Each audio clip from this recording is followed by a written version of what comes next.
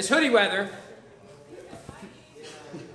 and everyone makes fun of pajama wrestlers because it's not real. Am I okay? Yeah, it says Jiu-Jitsu on it. I was just confused. Yeah, I'm faking. I'm fronting.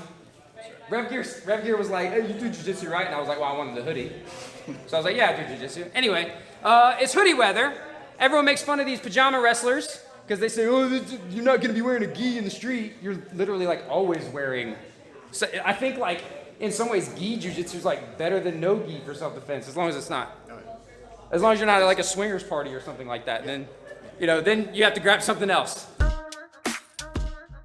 So the hoodie, this is street Jiu-Jitsu. Street Jiu-Jitsu. I'm about to get thugged out. So you got this little thug, right? This little punchy, kicky thug, and you're a little grabby dude, or a big grabby dude. Why is your... So you got a little thuggy, kicky, punchy dude who's ready to... Edit the steroids out, please. I'm gonna edit the part about steroids out. We got a little kicky, punchy dude, and I'm wearing this hoodie. I got my hoodie on, right? This is a handle. Yes. And there's nobody that knows better how to grab shit that's on you and strangle you with it than Jiu-Jitsu nerds. Yep. So I've brought a Jiu-Jitsu nerd. Yep. So that street Jiu-Jitsu stuff you're talking about, it doesn't even have to be street. It can be like an ice hockey rink. Because this right here, I know that one. Even I know that one. That's great. You know what I mean? So that's like the best of both worlds. You get this here covering him up, and you're just wringing his head here like that. He's fighting out of it. But what we're kind of concerned about in Jiu-Jitsu is like if I suck at the striking range, or if I just don't prefer it, and I don't want to be on the end of this. You're gonna outstrike me. Yeah, I've already seen this happen. So I want to get into this kind of clinch range here. So however we get this clinch range established is like anything I can do with a collar tie gives me access to his hoodie.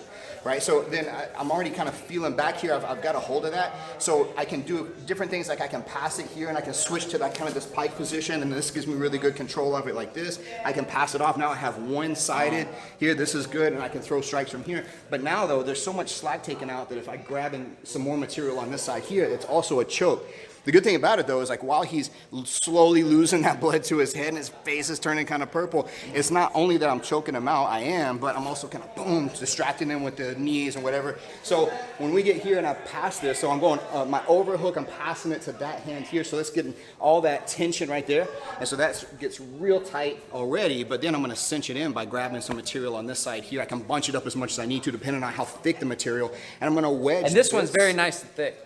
Yeah, I'll put a link down in the description below. Yeah. Teach you how to do this. Yeah, exactly. Get you that rev. Yeah. So I pass this off here. I get some material on this side, and then I'm going to take my forearm and elbow in toward his belly button like this, and it gets that nice squeeze on the choke like that. And again, I don't think you can choke me out. Yeah. No. Okay. Let's try. So here, maybe I just need more material. This is not a gi. Oh my God. Okay. When we made that first initial round, right, and you started fishing for that thing, right, yeah. I didn't feel as threatened. If you were like hammering, clubbing me with a collar tie, I feel like I'd have to fight that. Right. I felt like That's kind of not chill. yeah. I can pick my head up, I can look at you, right. I think we can fight, and then I don't realize that I'm F-U-C-K. Yes. You Can know? you say that on YouTube anymore? I can, you can't, and you're here, so I'm trying to not. You have another one? Yeah. What, like maybe one on the ground? Yeah. Yep. All right, so, but what if we end up on the ground? Never go to the ground in a street fight. Yeah. How would you? So I'm going to pull guard. This is street guard. So let me contextualize.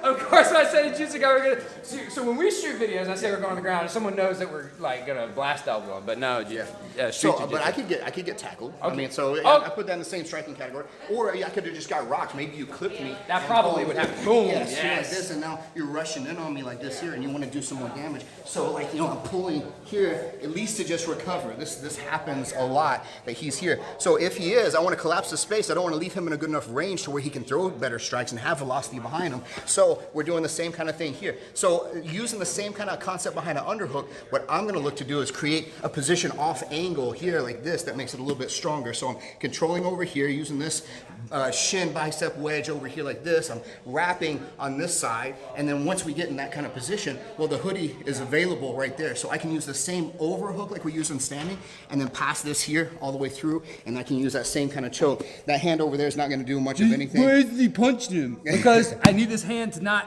If I pick this hand up to punch him, he snatches me down, and I can't punch him. So we'll test it out. So I'm going to choke you, you punch me. How about that? All right. No, I'm punching you. I can't. You got my ear a little bit. That sucked. Yeah, okay. So, yeah, I mean, the main thing is like, when we're inside the guard, and this is something about like, I talk about punch proofing positions a lot of the time instead of just strictly using your sport grappling in a street self-defense context. When we're punch proofing, I got to consider what the space and the range is for him to have like velocity and trajectory behind his strikes. Yeah. So when we collapse that, you don't have that effective Little range. tiddly taps. I definitely can't turn my hips or put any power or weight behind it. But you jiu-jitsu guys, I think it's just fun too. If you're a jiu-jitsu guy, like if you do gi jiu-jitsu, you're gonna be good at, if you're like an intermediate jiu-jitsu guy that's never done any of this stuff, go do this right now. I guarantee you'll figure out stuff like right away. You'll be like, oh, this is cool. I can baseball bat choke with this. I can do all this kind of stuff. So I mean, that's when we talk about keeping it playful sometimes. They're talking about playful kind of jiu-jitsu, playing jiu-jitsu.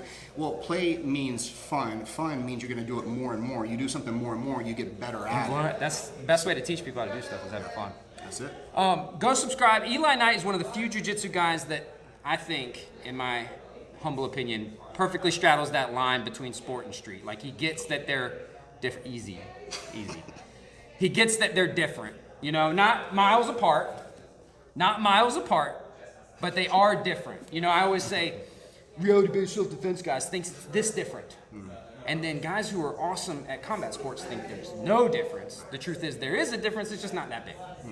You know, if you're a purple belt, brown belt in jiu-jitsu, you're probably gonna beat most dudes, but there's a couple things that you should think about. Sure.